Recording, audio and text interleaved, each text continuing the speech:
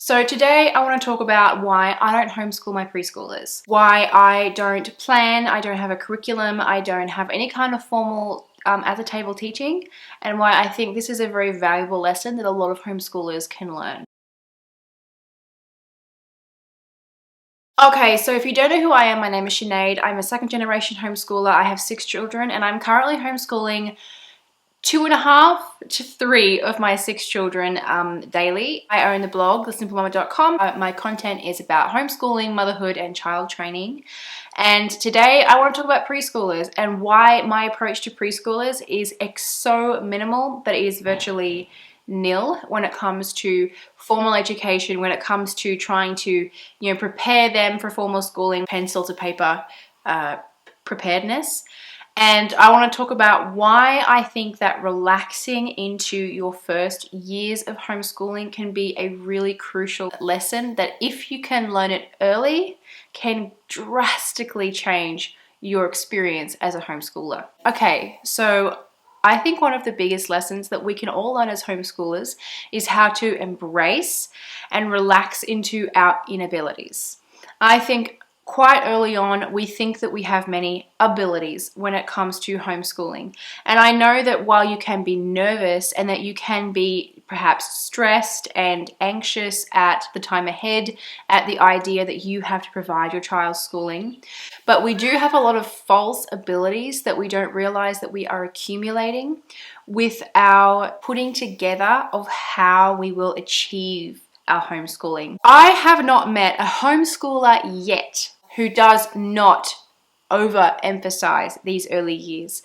This overemphasis of the early years of homeschooling and the prep time of homeschooling, of trying to get in early for a young child, trying to prepare them and hoping that they'll be ready to learn early and assuming that they'll be ready to learn early simply because it's coming from you as the homeschool parent, is a huge mistake. So today I want to address that, and I want to address the pros and cons to teaching young children and how you can go about that if you really want to go about that. I want to put a disclaimer: it's not a bad thing to teach your preschoolers.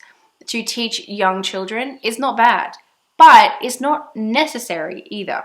And I think that a lot of us can think that it is strictly necessary, especially if we feel that we have something to prove to ourselves and perhaps to our peers, that as homeschoolers, we're on top of it, we know what we're doing, and our children are going to be better than most, hopefully, by this age. And this is something that a lot of homeschoolers fall into the trap of, and it creates an extremely stressful first few years of homeschooling, which some homeschoolers will even say they can't do it anymore and they will stop homeschooling and put their kids into school, simply because the overemphasis of trying to do the best in everything in these early years, while they feel like all the pressure is on the parent or on the homeschooler and not so much the child as they get older, is when a parent can just pull themselves down and create a very anxious, trying, and overall stressful for everyone atmosphere in their home as homeschoolers. I am talking in the ages of 3 to around 6 years old.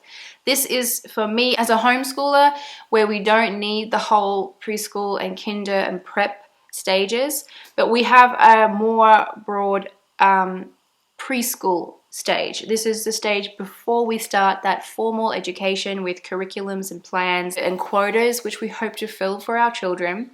This is that time when we are aware that an education can take place, but we aren't always sure of how far to go and what is strictly necessary. So one of the things that you really want to note for your preschooler is all preschoolers are social learners. This means that their learning is extremely interest-based because they're going to be following you around, asking a million questions.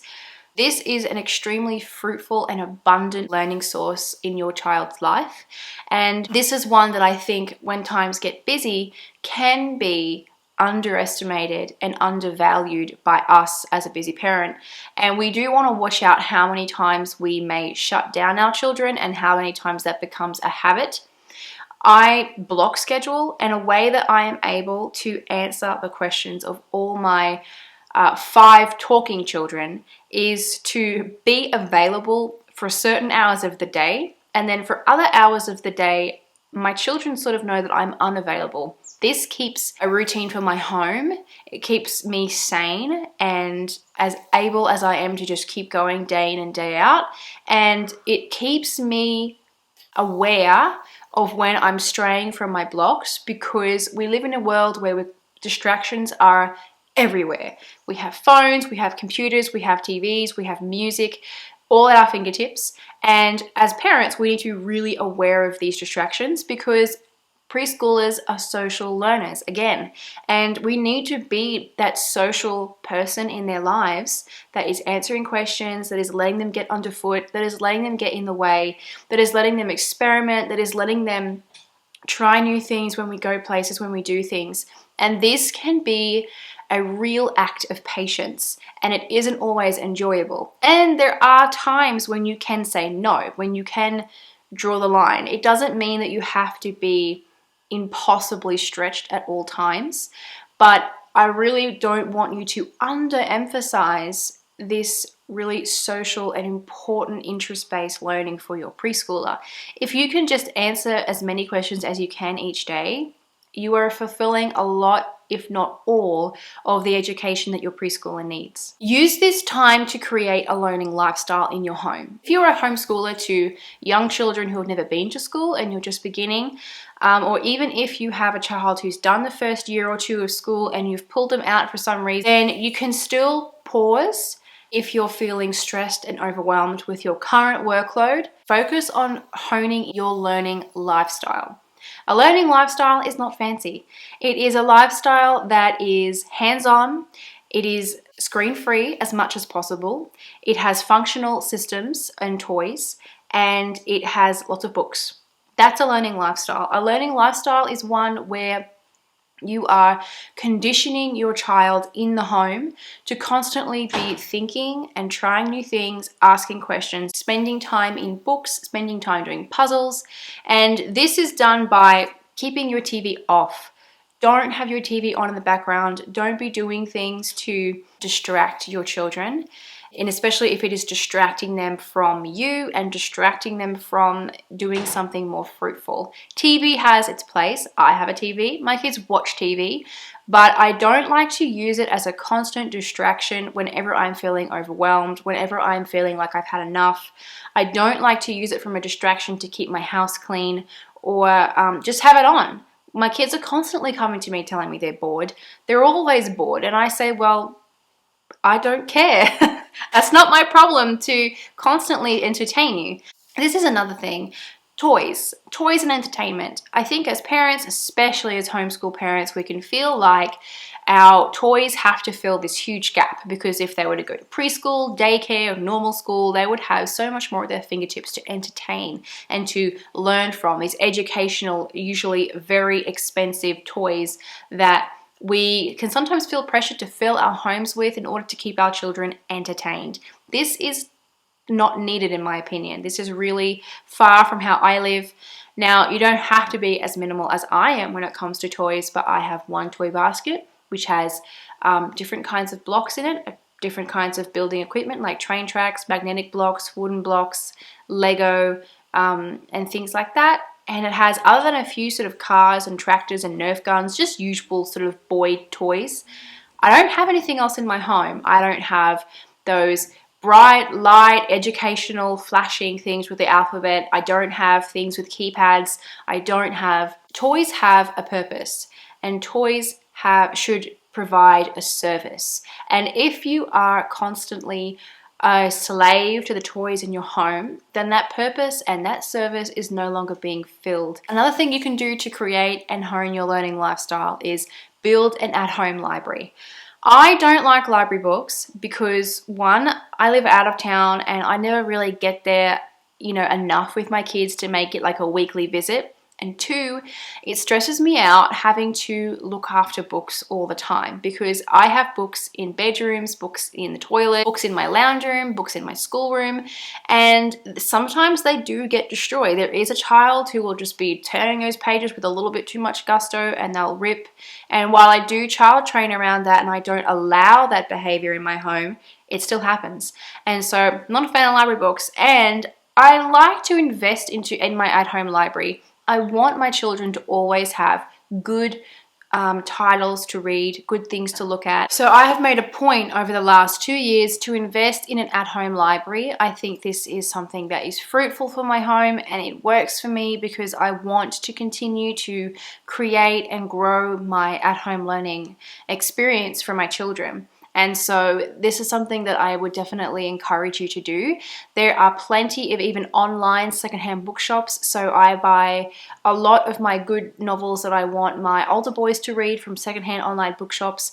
And it's cheap, it's functional, and it's timeless. So that is definitely something that I would encourage over the curriculums, and especially for your young children, all of these over fancy toys and all these activities.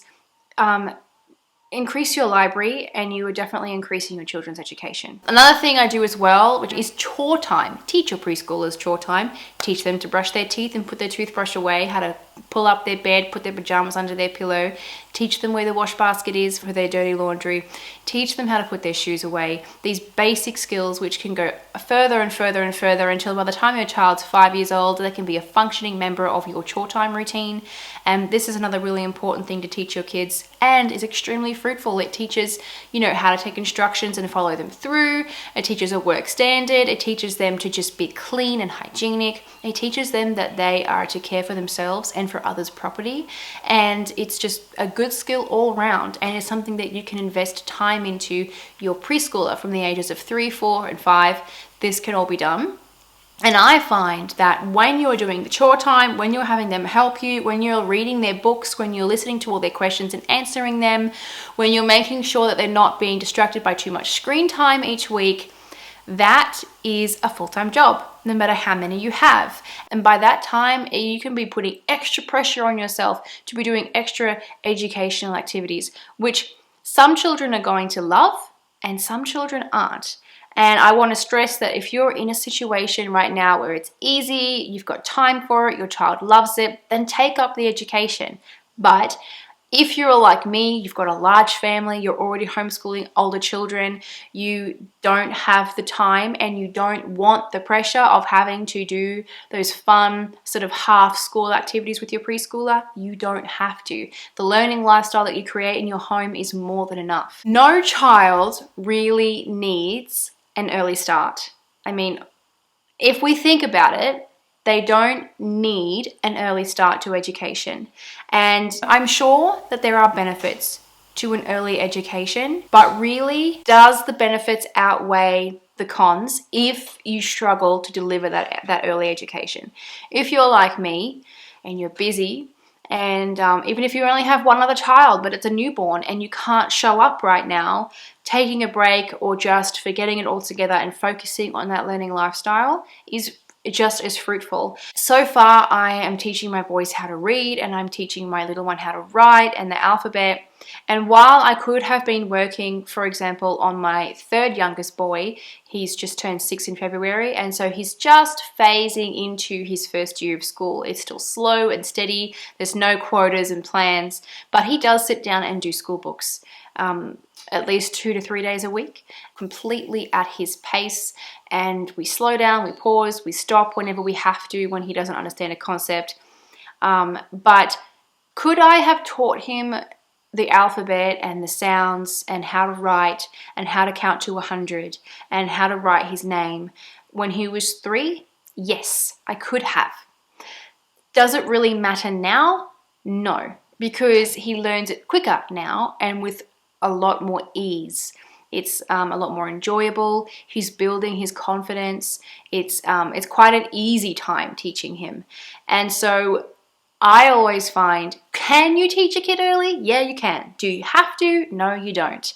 And a lot of the time, one of the biggest reasons why a parent chooses to teach their child how to read or how to recognize the letters and the sounds or how to count from 0 to 100 when they're 3 or 4 is because they want to know that their child can do it. But it doesn't really benefit the child. The child doesn't need to use those things.